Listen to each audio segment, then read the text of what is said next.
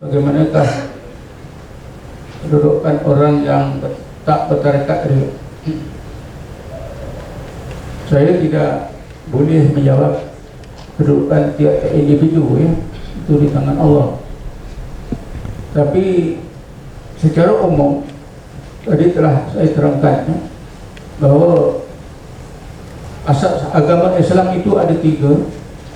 Islam rukunnya 5, iman rukunnya 6, dan ihsan.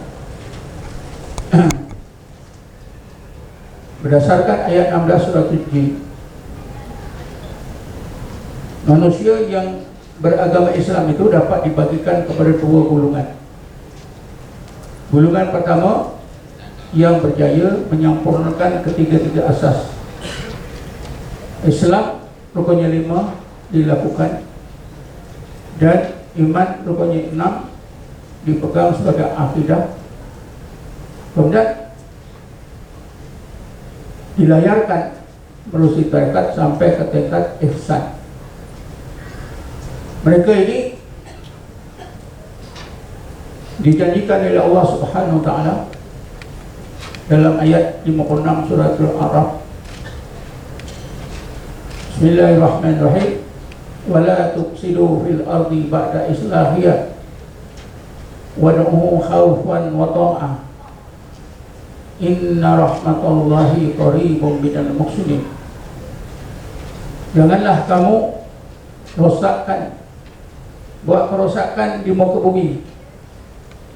Orang sufi menafsirkan bukan muka bumi ini saja, bumi hati. Ba'da islahiyah, maksudnya orang-orang yang bertarekat itu hatinya sudah dibaiki oleh Allah. Jangan dirosakkan semula dengan apa juga yang boleh merosakkan. Lalu Allah beri panduan kepada orang yang bertarekat yang sampai ke derajat ihsan ini, macam mana nak menjaga supaya bumi hati itu tidak rosak. Wad'uhu khawfan wa tama'ah. Hendaklah kamu sentiasa ingat nama Allah, ingat wujudnya Allah, ingat jalal dan jamal Allah yang boleh menjadikan hati kamu sentiasa takut kepada Allah, bergantung harap semata-mata kepada rahmat-Nya. Inna rahmatallahi qaribun minal muhsinin. Sesungguhnya rahmat Allah itu sangat hampir kepada golongan muhsinin. Golongan muhsinin inilah, ya, golongan juga disebut dalam Quran golongan ulul albab, golongan hamba-hamba Allah, golongan muhtadun. Mereka inilah yang melakukan amalan sebaik-baik amalan. Bismillahirrahmanirrahim. Wa basyiril ibad alladzina yastami'una al-qawla fayattabi'una ahsana. Ulaika alladzina hadahumullah wa ulaika hum ulul albab. Ya Muhammad, janganlah, ya Muhammad, berilah berita yang benar lagi menggembirakan hati para hamba-Ku. Mereka ialah orang-orang yang bila mendengar pengajaran Quran, mereka lakukan yang terbaik. Mereka lah orang-orang yang sentiasa mendapat hidayah daripada Allah. Mereka lah ulul albab. Mereka inilah golongan muqarrabun. Antara lain disebut dalam surah Waqiah ayat 10 hingga 14. Bismillahirrahmanirrahim. As-sabiqun as-sabiqun ulaikal muqarrabun fi jannatin na'im sullatun minal awwalin wa qalilun minal akhirin. As-sabiqun as-sabiqun, alangkah bahagianya golongan as-sabiqun. Mereka lah orang-orang, mereka lah golongan muqarrabun. Kenapa muqarrabun ini didahului dengan kalimat as-sabiqun as-sabiqun? Karena as-sabiqun itu telah dihuraikan oleh Rasulullah dengan sabdanya alladzina yastahtiruna fi dzikrillah. Orang-orang mukmin yang menenggelamkan dirinya terus-menerus dalam zikrullah, itulah muqarrabun. Ini orang yang bertarekat. Yang tak bertarekat secara umum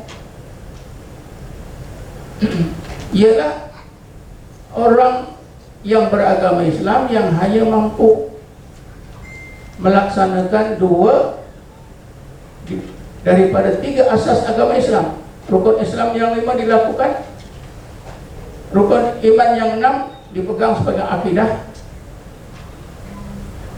Lalu mereka rasa, buat apa nak bertarekat?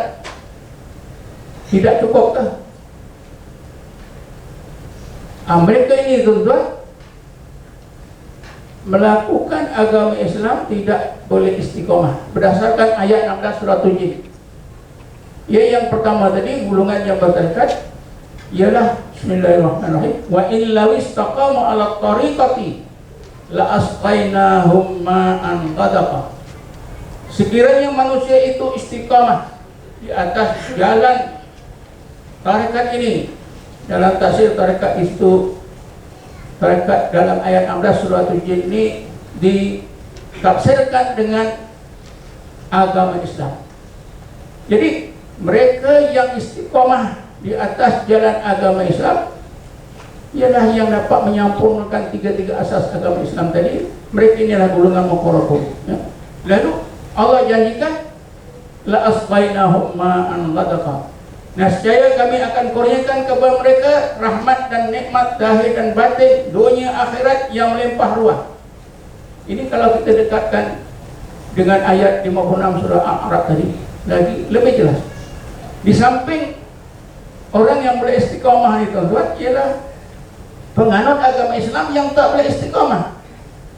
Kenapa tidak boleh istiqamah? Karena mereka tidak sampai ke tegak ihsan. Mereka hanya dapat menyempurnakan 2 daripada 3 asas agama Islam. Mereka inilah, pada anggapan saya, ya, menurut apa yang disebut oleh Allah dan surah Waqiah juga, akan menjadi golongan ashabul maimanah. Fa ashabul maimanah ma ashabul maimanah. Golongan sebelah kanan, alangkah bahagianya orang-orang yang dimasukkan oleh Allah dalam golongan sebelah kanan, karena mereka dimasukkan ke dalam surga. Tapi mereka ini lebih rendah dibanding dengan muqarrabun.